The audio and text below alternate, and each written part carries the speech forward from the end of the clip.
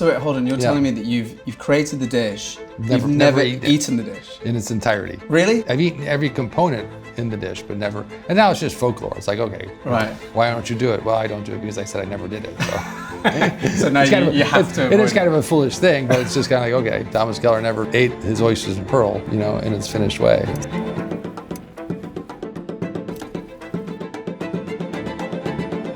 Chef, thanks for having us here. We're at the French Laundry in Yountville. Am I saying that right, by the way, Yountville? Yountville is correct, yeah. And tell me, are you pretty well recognized around these parts these days? Well, if I'm walking through town with the chef's jacket on, a number of people will either wave at me or say hello. So it's nice. It's a very small community. Yeah, if you're strolling around in chef's whites. Yeah, but I've been here for 30 years as well. And so, okay, we're going to talk about a few whiskeys. And of course, you said to me before we ever met via email that the only Scotch you store or you stock in French Laundry is Macallan. That's correct. So I guess this is your thing. I've been a huge fan of Macallan for most of my adult life, even though in the beginning I couldn't afford it. It was always something I aspired to drink. And I think aspiration was a big part of my success, was trying to always do better in any way I could. And so when we decided to do a spirits program here at the French Laundry, the only choice for me in Scotch was Macallan. Yeah, I mean, for us at Sotheby's as well, Macallan tends to be the thing that drives most of the value of the stuff that we sell. Yeah. So I know you have this behind the bar, the 1946 Select Reserve. Okay. I noticed you've got a lot of fine and rare. You don't have this one. Okay. You have some 30s, 40s, 50s vintages. I think 55 and 56. Yeah. So 55 is very special to me because that's the year I was born. So yes. Yeah, we have that to represent. I heard you like 55 on your birthday. Yeah, I like anything Macallan on my birthday. Yeah, okay. Especially 55. Here at the French Laundry, presumably wine is a big part of how you develop the menu, how you pair your dinners or your set meals. How does whiskey fit into it all? It's fascinating. Thank you for asking that question, because it's a really important part of the guest experience. About 10 or 12 years ago, I decided to actually acquire a spirits license, a liquor license here in California. And the purpose of that was to offer digestives. And of course, the biggest part of our digestives program is Macallan. It gives our guests an opportunity to extend their time here. And so anytime we can keep them, in this beautiful property, anytime we can make them happy in different ways, we want to be able to do that. And so Macallan has been a big part of that program to give our guests a different experience, an elevated experience. It's rare as well to see a restaurant, anywhere, or a bar anywhere, which has this extent of Macallan open behind the bar. We're really proud of it, and Sotheby's has been a big part of that for me, right? Because we are able to get a lot of bottles that aren't available currently, and so we use Sotheby's quite extensively to fill in some of those great bottlings. And we love that. I don't think there's anywhere else, probably in the world, with a full set of open Macallan Laliques, so many fine and rares, and there's some more goodies that I think are yet to be opened up there. But when I started, with the Macallan, and we started purchasing it, the question was always asked: Are you a collector? Or are you actually going to drink it? And I didn't realize that people collect it to resell. And I said, no, we're going to drink it. That's the point of buying a bottle of Scotch, is actually to get in there and enjoy it. So, it's a big part of what we do. Yeah. This is actually a slight problem that we have with the industry at the moment, is that, the same goes for wine, where people collect, they don't drink. And previously, bottles like this one, for instance, this wasn't an expensive bottle back in the day, but people bought them, opened them, drank them, depleted the existing stock, introduced rarity into the market, and that's how the prices developed and the market developed. Nowadays, really, the rarity is often forced into the market rather than occurring organically. So, to sit here with these bottles open, or to see the bottles open upstairs, it shows that these bottles are still consumed, but I think it is, for the most part, a rare occurrence in the industry these days. The other thing I like about Macallan, though, they do special editions, right? So you'll see occasionally these special bottlings, or collection of bottles, right? They did the one on traveling, right? Several years ago, which was just a beautiful collection. I think there were in 5 of them or something. They were just stunning. Unfortunately, I didn't get any. Yeah, those ones, they're quite rare to find. Even nowadays. Yeah, I bought the entire collection of the James Bond. Oh, Did you get them in the trunk? I got the trunk, everything. It's in the wine cellar. All right, do you want to drink something? Sure, let's taste them. Yeah, okay, cool. It's great. Yeah. So I think we'll do them in this order. 1946 first, we'll end with the 1953. And the reason, just because of the level of sherry influence and the ABV. So this is the strongest over here, the 51%, 1953. It's 49 years old. The middle one, this is 40%. Sorry, 43%. Okay. And this one here is 40%. So we're going to go up in ABV. This was actually from a pretty well-known collection as well. This is from the collection of a guy called Umberto Angeloni, who was an Italian collector. He was the CEO of Brioni, the suit maker. Yeah. He used to collect from a guy called Sandro Montanari. There were only a few of the original collectors in Italy. I mean, these are the guys who really started the whole Macallan thing. Yeah. The only place you could buy, what we now know as the 18-year-old, it was originally known as over 15-year-old. But those vintage statements. 15-year-old. Yeah, that's what it is before it got its standard 18-year-old statement. Yeah, okay. It was all there. There was a guy called Edoardo Giacconi who pretty much was the pioneer. Pretty much every different area had various different importers, but Italy was the only place you could go for these old Macallans. Because we have several bottlings with the red ribbon.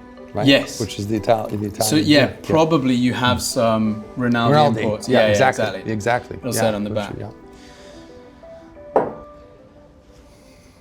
And okay, so I've drunk this one a few times. Good for you. I know. This is, sometimes you realize this is a pretty good job to have. Yeah. I'm interested to know what you think about this whiskey. I've had a few different bottles. It's very low alcohol, 40%. So this is as low as we get. Yeah. Of the 5 or so bottles I've had, some taste a little bit flat, some taste really expressive. This one is actually a pretty good one, I think. It has a great nose. This specific bottle? Yeah, this particular bottle. Yeah. But I'm interested to know, from, you're well known for having a great palate. Not just the palate, but it's really the nose, right? The bouquet. It doesn't express a lot of alcohol. Something we deal with in cooking all the time is how much alcohol is left in anything that we're making, because we don't want to have any alcohol left in that, because it softens and actually elevates the flavors of whatever it is. Red grapes, for example, you get all the alcohol out of a red wine, and the same thing I believe with spirits.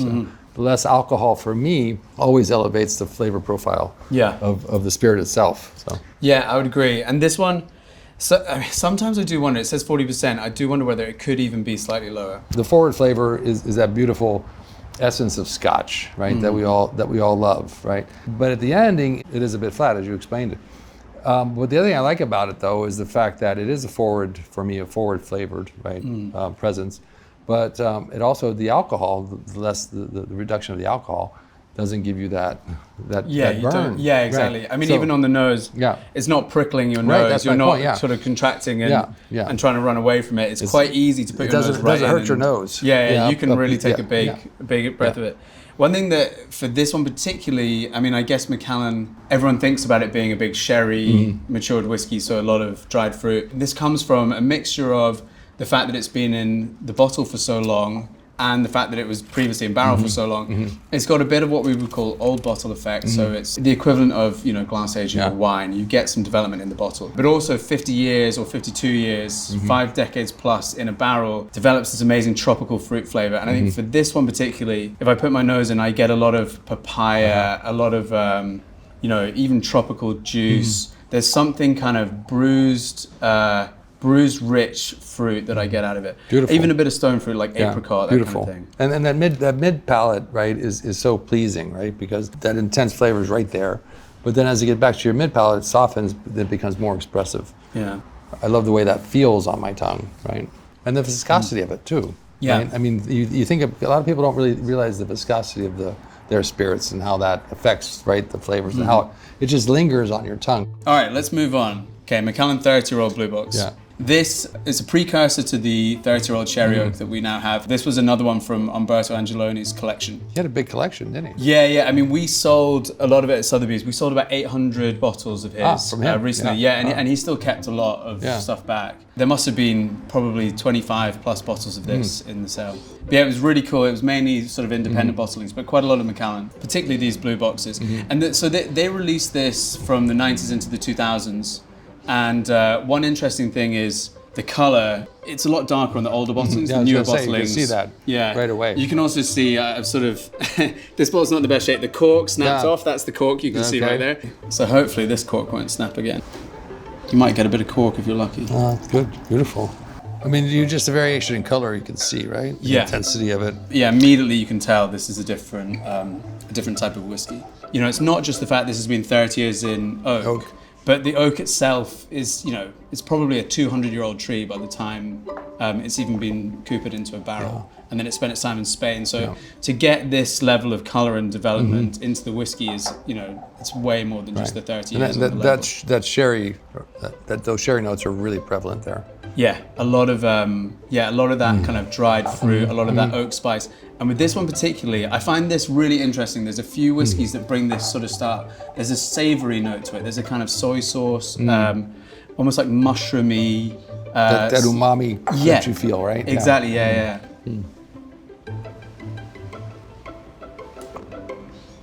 Has a bit more bite. It doesn't make you, it doesn't hurt you at all. No. Right? I think, drinking, Macallan for me is really letting it linger in my mouth, right? And letting those flavors kind of roll over my tongue before I swallow it. So by the time I swallow it, the alcohol is still there, but it doesn't affect my throat as some others do. Right, yeah. No, exactly. Much softer. Very easy on the alcohol, but very rich in the flavor. I mean, it lingers too, the flavors. Yeah. I mean, really for a long time. Which Particularly is what I love whiskeys. about Macallan as well, right? Yeah. I mean, it stays with you, right? You're enjoying it, right? And not just drinking it. Yeah. You're actually savoring it. Yeah, exactly. Is this more your kind of style, the dark sherry? What's your, if you're going for a whiskey, what's your thing? I like a lighter alcohol in my whiskey, but this certainly is something that you're not going to turn your nose up on. Yeah. Right? It's like, give me a glass of this any day. There's a guy, not from Macallan, but from Dalmore, Richard Patterson, who says you should hold the whiskey in your mouth for as many seconds as it is years old. Okay. So with this one, he'd recommend holding it for 30 seconds. Yeah. It's not going to make great TV, but... No. It's almost a little peppery. Yeah, for sure. Yeah. Obviously, when you're tasting this stuff, I mean, most people would consider that you've got a very sophisticated palate. Do you feel that you're quite good at identifying things within it? I'm really good at identifying what I like. And certainly food, because I have so much experience with food. I can come up with a composition without having to taste the components together. Right, I can just imagine. Oysters and pearls is probably the most famous dish that I have. That I've never, still to today, I've never had it in a complete form. But I knew the flavors, the textures of each one of those components. So when I developed the dish, I knew it was going to work out really well. And never knowing what to do today, but still. So wait, hold on. You're telling me that you've created the dish. You've never eaten the dish in its entirety. Really? Right. I've eaten every component in the dish, but never. And now it's just folklore. It's like, okay, why don't you do it? Well, I don't do it because I said I never did it. So, so now you have to. It is kind of a foolish thing, but it's just kind of like, okay, Thomas Keller never ate his oysters and pearl, in its finished way. And so but it's just one of those things. Yeah. But so the point being is, the flavor profiles, right, in food and wine, there's many similarities, and of course everything that we taste in wine or in spirits, we're associating with something that we've experienced before. Sometimes it's not food, right? Sometimes it could just be like leather. Like, what does leather taste like for people? What does tobacco taste like for people? We all know that aroma, therefore we know what it tastes like. We know pepper, so we know what that fragrance is. We know what that taste is. We don't have to imagine. I love Sauvignon Blanc when someone says it tastes like a freshly cut garden hose. It's like, I'm not out cutting garden hoses. but I get it because when you smell a garden hose, you say, okay, I can see that grassiness in Sauvignon Blanc.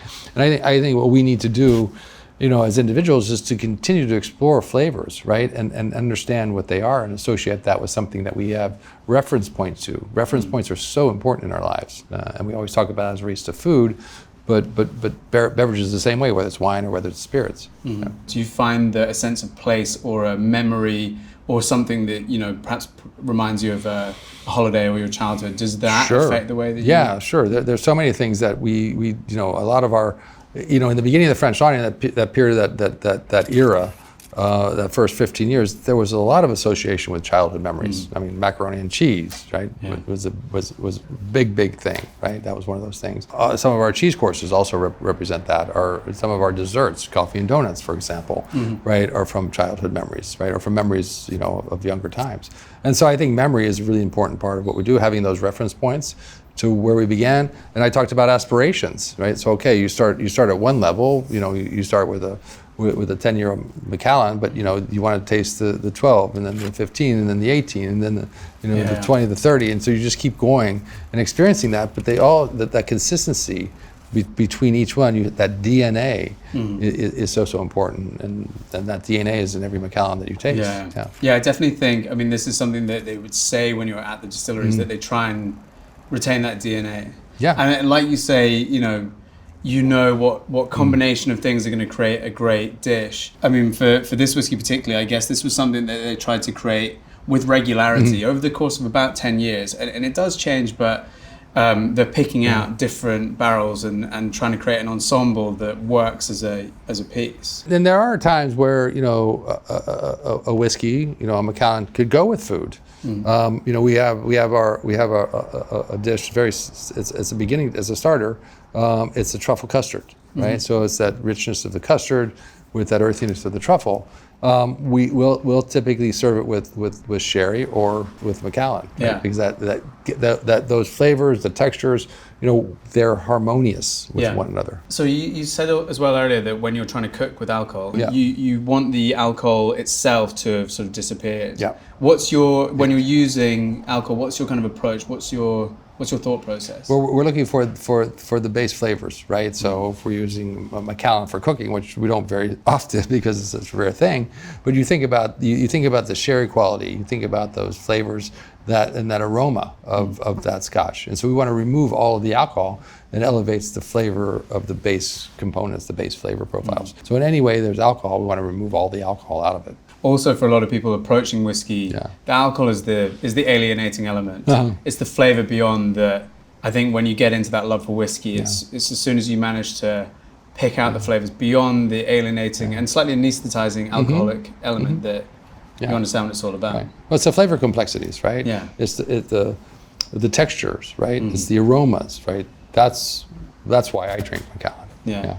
All right, so we've got one more. 53. With this, it's a single cask, so this was number 516, 49 years old. It was distilled in 1953, bottled in 2002. And interestingly, people say a lot of the time, with wine, once you open it, how long can you have it open for before it has to be consumed? It's realistically within a couple of days. With whiskey, it really depends. And this one, at high ABV and rich sherry, and it's been open for a year. It's still drinking. Yeah, it's still drinking pretty well. But there's an evaporation process that goes on, which condenses the flavor. It's the same thing as when we dry age a piece of meat. Yeah. Right. It's evaporation. Yeah. Evaporation intensifies flavor, and so the same thing happens in whiskey. Yeah, absolutely. Yeah. Okay, so this is the first one from the Fine and Rare collection. I associate you with the Fine and Rare collection, not least because you have quite a few. But I guess when we first spoke, it's because you were in touch with Sotheby's, interested in buying stuff. Exactly. Yeah. So this is expressing to me more sweetness, right, than the others, right? Yes. In kind of that dark plum kind of way. Yeah. Right? It's just fascinating, right? Yeah. There's a slightly confected note behind it. I mean, it does. I guess if you were to equate this to wine, it'd be a very hot climate wine that's got loads of fruits expressing through it. Or burnt sugar, if you will. Yeah. Yeah, almost like a rum, like a molasses rum. So this one's a bit spicier.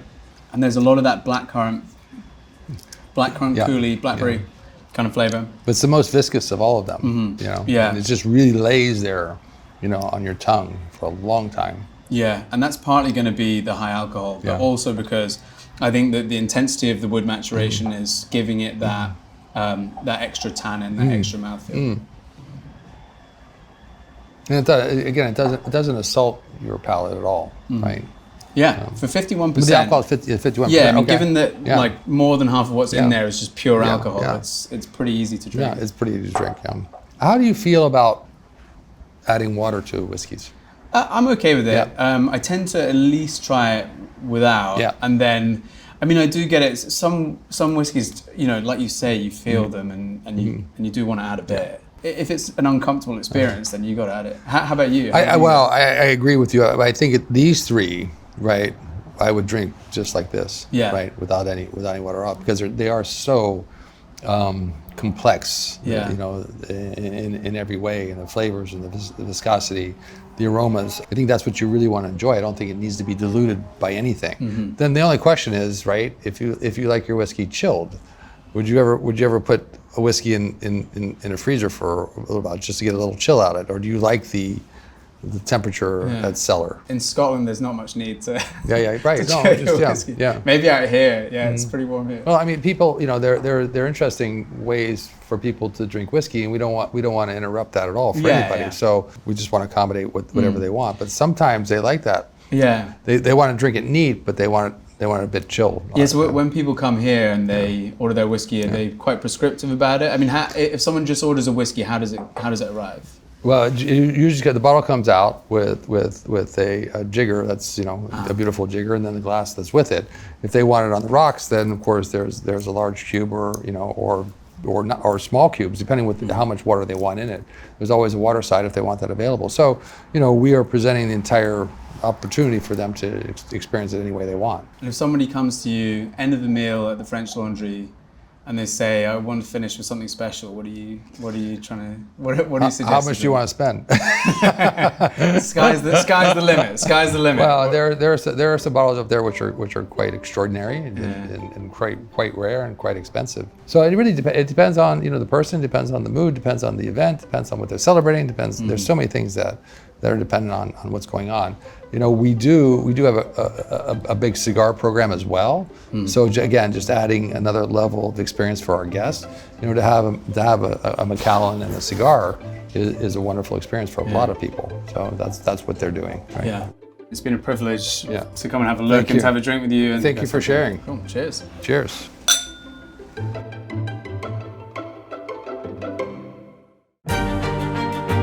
What if there was another world out there?